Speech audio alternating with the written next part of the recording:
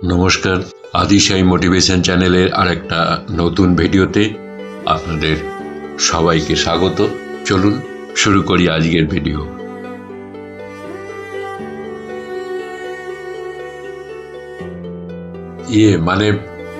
আপনি নোবেল পাচ্ছেন বটে, কিন্তু প্রাইজটা নিতে আসবেন না প্লিজ। এমন চরিত্রহীনা নারী পুরস্কার নিতে এলে খুব বদনাম হবে আমাদের। আমরা আপনাকে বাড়িতে পৌঁছে দেব প্রাইজ। 1911 সাল সারা দুনিয়াকে চমকে দিয়ে দ্বিতীয়বারের জন্য নোবেল প্রাইজ ঘোষণা হলো বিজ্ঞানী মাদাম মেরি কুরির নামে। তার আগে দ্বিতীয়বার নোবেল কেউ পাননি, তাও আবার দুটো আলাদা বিভাগে। অথচ কি আশ্চর্য, নাম ঘোষণা করেই স্টকহোমের নোবেল কমিটি তড়িঘড়ি মেরি কুরিকে চিঠি লিখল, দয়া করে আপনি কিন্তু পুরস্কার নিতে আসবেন না, আমরা আমাদের বদনাম চাইছি না। প্লিজ ম্যাডাম, আমরা আপনাকে পুরস্কারটি পাঠিয়ে দেব যথাসময়ে। মেরি কুরি বিস্মিত, আহত। 8 বছর আগে স্বামী পিয়েরের সঙ্গে যৌথভাবে যখন প্রথম নোবেল প্রাইজটি পেয়েছিলেন, অসুস্থতায় দুজনের কেউই যেতে পারেননি। এবার কেন যাবেন না? তিনি তো কোনো অন্যায় করেননি। দৃঢ়ভাবে তিনি জানিয়ে দিলেন, আমি পুরস্কার নিতে যাবই। ধন্যবাদ। নোবেল কমিটি পড়ল মহা ফ্যাসাদে। মেরি কুরির নাম যখন ইন্টারনাল কমিটিতে চূড়ান্ত হয়েছে, তখন অবধি যে তাদের হাতে এসে পড়েনি হাতে গরম ফরাসি সংবাদপত্রগুলো, কিন্তু সেগুলোই যে এখন ছেয়ে যাচ্ছে কেচ্ছা। বিশ্বের অন্যতম সেরা বিজ্ঞানী মাদাম মেরি কুরি নাকি পরকীয়ায় লিপ্ত, তাও আবার মৃত স্বামীর ছাত্র পলের সঙ্গে। নানা রকম কাল্পনিক প্রতিবেদনে তখন ফরাসি মিডিয়া লাগাতার আক্রমণ করে চলেছে দেশের সব থেকে প্রতিভাবান নারীটিকে। দেশের নাগরিকরা জঘন্যতম বিশেষণে ছিচিৎকার করছে। সবার মনেই চাপা অসন্তোষ ফেটে বেরোচ্ছে এখন উল্লাসে। গত কয়েক দশক ধরে যতই দেশের নাম উজ্জ্বল করুক, মেয়ে হয়ে এত বাড়বরন্ত কি ভালো রে বাপু। মেয়ে হয়েছ, আর্ট পড়ো, তা নয় সায়েন্সে গেছে। দেশের পুরুষগুলো বসে আছে, আর যত রাজ্যের পুরস্কার থেকে বড় বড় বিজ্ঞান সংস্থার মাথায় কিনা একটা মেয়ে মানুষ। বিখ্যাত প্যারিস বিশ্ববিদ্যালয়ে তাবর অধ্যাপকরা পড়ানোর সুযোগ পান না, সেখানে কিনা প্রথম মহিলা অধ্যাপক হিসেবে জয়েন করেছেন। না, এতটা মেনে নেওয়া যায় না। সুযোগ যখন একটা পাওয়া গেছে, সেটা কেউ ছাড়ে? তার উপর মেরি ফ্রান্সের ভূমিকন্যা নন, পোল্যান্ডে জন্ম তার। অন্য দেশ থেকে উড়ে এসে জুড়ে বসায় জনসাধারণের আক্রোশ হয়তো আরও বেশি। নিজের জগতে এমনিই বহু পুরুষ বিজ্ঞানী সহ্য করতে পারতেন না মেরিকে। তারাও পরোক্ষ সমর্থনে তাড়াতে লাগলেন জনতাকে। কেউ পল মেরির পরকীয়া নিয়ে আজগুবি সাক্ষাৎকার দিয়ে লাইমলাইটে আসতে চাইছিলেন, কেউ অন্য কোনোভাবে। বিংশ শতকের গোড়ায় রক্ষণশীল ইউরোপীয় সমাজ ফুঁসছিল। এই মেয়েই কিনা আগে গর্বোদ্ধত সুরে বলেছিল, মানুষ হওয়ার যাবতীয় অধিকার আমাদের সমাজে পুরুষরাই মনোপলি নিয়ে রেখেছে। উদ্ধত মেয়েটাকে এবার বাগে পাওয়া গেছে। মেরির স্বামী পিয়ের শুধু তার জীবনসঙ্গী ছিলেন না, ছিলেন গবেষণার সহকর্মী থেকে সবচেয়ে কাছের বন্ধু।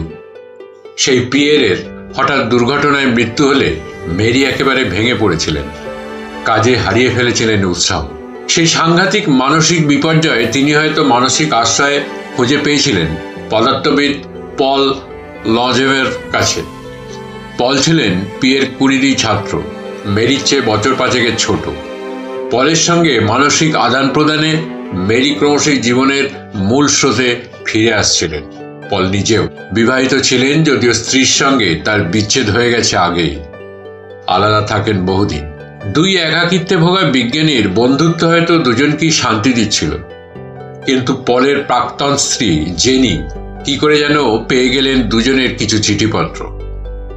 রাগে ক্ষোভে উন্মত্ত জেনি মেরিকে খুনের হুমকি তো দিলেনই, দেশের কাছে দেবী স্বরূপা মেরির ইমেজ একেবারে টুকরো টুকরো করে দিতে সেই চিঠিগুলো তুলে দিলেন মিডিয়ার হাতে।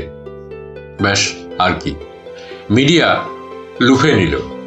সাধারণ চিঠির ওপর ক্রমাগত রং চড়িয়ে পরিবেশিত হতে লাগলো রগরগে কেচ্ছা। এমনকি কিছু কিছু কাগজে কিস্তিতে ছাপা হতে শুরু করলো মেরি পলের কাল্পনিক প্রেম কাহিনী। প্রকাশিত হতে লাগলো পলের স্ত্রী এবং শাশুড়ির সাক্ষাৎকারও। পল যে আগে থেকেই বিবাহ বিচ্ছিন্ন সেই তথ্যটাকে ফুটেজের লোভে ইচ্ছাকৃতভাবে এড়িয়ে যাওয়া হতে লাগলো। বারবার বলা হতে লাগলো মেরি পলের সংসার ভাঙছে। সাংবাদিক গুস্তাভ টেরি আরও একধাপ এগিয়ে গিয়ে লিখলেন, আসলে পিয়ের বেঁচে থাকতেই এই পরকীয়া শুরু। পিয়েরের মৃত্যু মোটেই অ্যাক্সিডেন্ট নয়। স্ত্রীর এই বিশ্বাসঘাতকতায় পিয়ের নিজেই ঘোড়ার গাড়ির তলায় ঝাঁপ দিয়ে সুইসাইড করেন। এমন জলজান্ত মিথ্যাচারে মেরি হতবাক। স্বামী পিয়ের জীবনের শেষ দিন পর্যন্ত ছিলেন মেরির প্রিয়তম বন্ধু। তিনি জীবিত থাকার সময় পলের সঙ্গে ঘনিষ্ঠতা তো দূর, ভালোভাবে পরিচয়ও ছিল না মেরির। কিন্তু উত্তেজিত জনতা আর কবে যুক্তি দিয়ে কিছু বুঝতে চেয়েছে, যুক্তির চেয়ে গুজবের শক্তি বরাবরই বেশি। সাংবাদিক গুস্তাভ টেরির ওই প্রতিবেদনে আগুনে ঘি পড়ল যেন। জ্যান্ত মানুষের সম্মানের চেয়ে মরা পিয়েরকে ছদ্ম সমবেদনা জানানোর লোক কয়েকশো গুণ বেশি।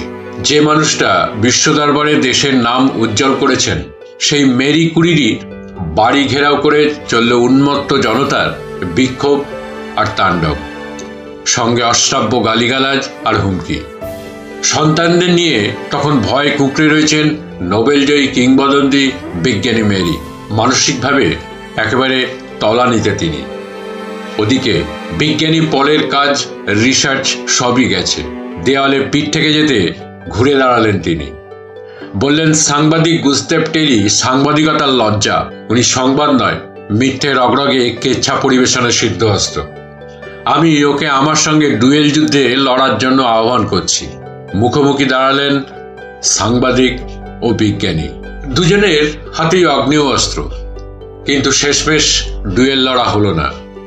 সাংবাদিক টেরি অবজ্ঞা করে লিখলেন, চাইলেই আমি এক গুলিতে পলকে হারাতে পারতাম, কিন্তু আমি চাই না দেশ একজন বরেণ্য বিজ্ঞানীকে অকালে হারাক।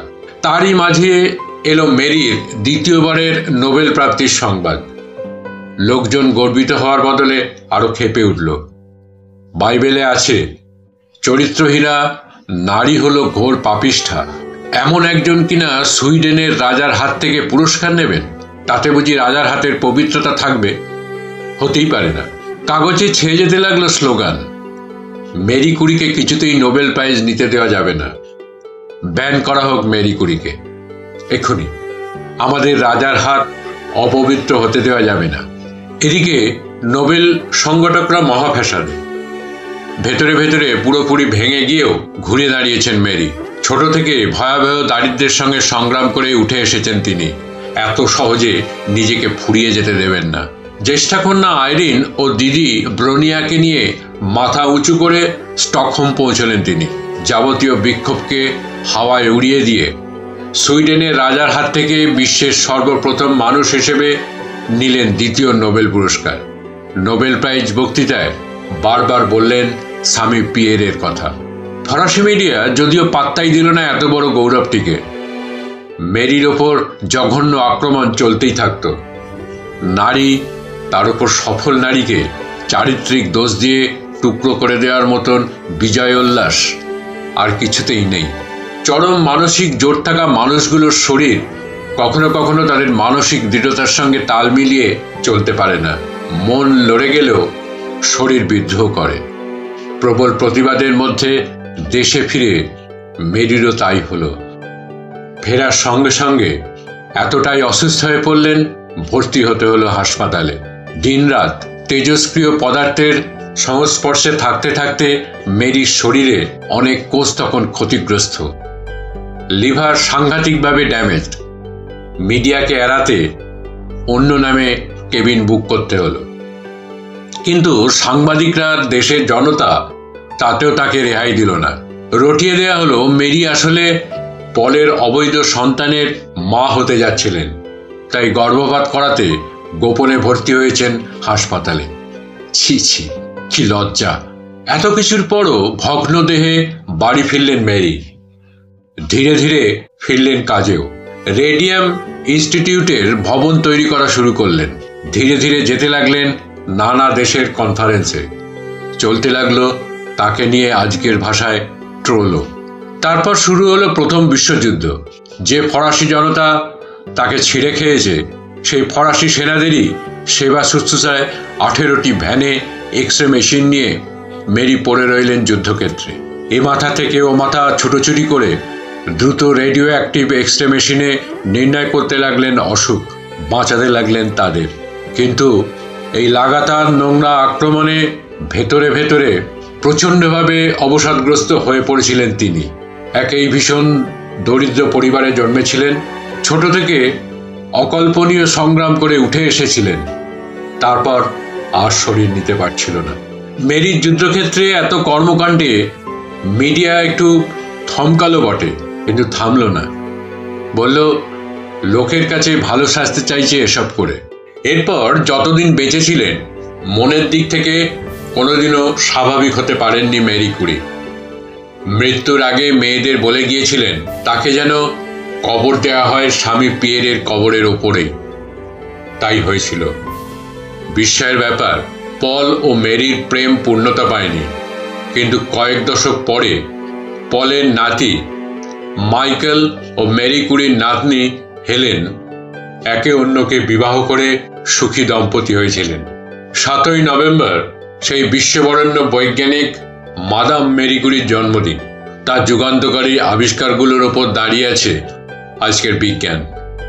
চারিত্রিক দোষে প্রত্যক্ষভাবে দুষ্ট কত পুরুষ তার কর্মজগতে নন্দিতই হয়েছেন, হয়ে চলেন।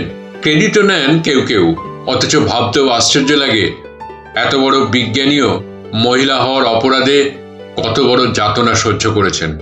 সব ধর্মগ্রন্থেই চরিত্রহীনা নারীর জন্য কড়া শাস্তির বিধান রয়েছে, কিন্তু চরিত্রহীন পুরুষের জন্য নেই যে। মাদাম মেরি কুরি আপনি লড়াইয়ের দ্বিতীয় নাম। তখনকার পুরুষ শাসিত সমাজে এক মেধাবিনীর রাজত্ব করার দৌত্তক। আপনি যদি অত বছর আগে পেরে থাকেন, আমরা তার 1% হলেও পারব। তার কাজ প্রথম মানুষ হিসেবে দুবার নোবেল জয়ের কৃতিত্বই রয়ে গেছে ইতিহাসে। সেই সব কুৎসা, আঘাত, গুজব মুছে গেছে, ঝরে গেছে আবর্জনাময় মেয়েদের মতো। এটাই হয়। আঘাত পেলেও থামবেন না, জানবেন আপনার কাজগুলো ঠিক রয়ে যাবে, বাকি সব হারিয়ে যাবে। যদি ভিডিওটা ভালো লেগে থাকে তাহলে চ্যানেলটিকে সাবস্ক্রাইব করে পাশে থাকা বেল আইকনটিকে প্রেস করে দেবেন, যাতে পরবর্তী ভিডিও দিলে সাথে সাথে তার নোটিফিকেশনটি আপনাদের কাছে পৌঁছে যায়। লাইক করবেন, কমেন্টস করবেন, ভালো লাগলে শেয়ার করবেন, পাশে থাকবেন। ধন্যবাদ, নমস্কার।